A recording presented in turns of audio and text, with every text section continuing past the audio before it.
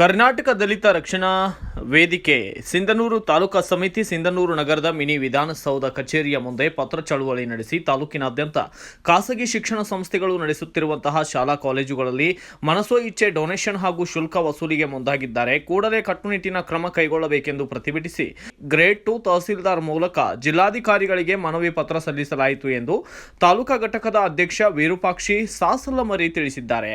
ಈ ಸಂದರ್ಭದಲ್ಲಿ ಕೆ ಶಂಕರ್ ನಂದಿಹಾಳ ಕಲ್ಯಾಣ ಕರ್ನಾಟಕ ಉಸ್ತುವಾರಿ ವಿರೂಪಾಕ್ಷಿ ಸಾಸಲಮರಿ ತಾಲೂಕಾ ಅಧ್ಯಕ್ಷರು ಮಲ್ಲಿಕಾರ್ಜುನ ಕುನ್ನಟಗಿ ಸೇರಿದಂತೆ ಅನೇಕರು ಭಾಗಿಯಾಗಿದ್ದಲ್ಲದೆ ಶಾಲಾ ಕಾಲೇಜಿನ ವಿದ್ಯಾರ್ಥಿಗಳು ವಿದ್ಯಾರ್ಥಿನಿಯರು ಸಾಥನ್ನ ನೀಡಿದ್ದಾರೆ.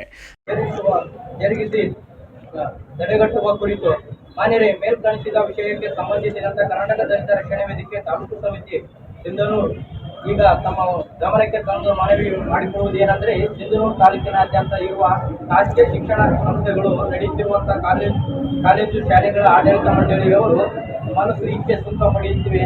ಬಹುತೇಕ ಖಾಸಗಿ ಕಾಲೇಜುಗಳು ಹಾಗೂ ಶಾಲೆಗಳಿಗೆ ಡೊನೇಷನ್ ಮನಬಂದಂತೆ ವಸೂಲಿ ಮಾಡಲು ಮುಂದಾಗಿವೆ.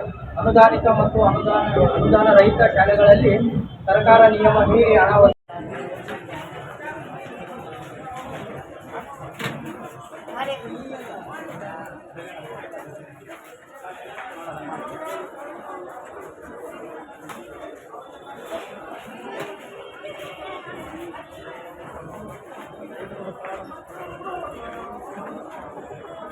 Bureau report Basavaraj Bukkanahatti, BV5 news Kannada, Sindhanur. Thanks for watching. Read, discuss and debate with editor Dr. Yan Prashant Rao. Wanted reporters in print, digital and visual media for Bharat Vaibhav Daily Newspaper, BV News 5 Channel and BV Fast Web News from all the talukas of Karnataka, Goa and Maharashtra. If interested, send your resume to 9019229369.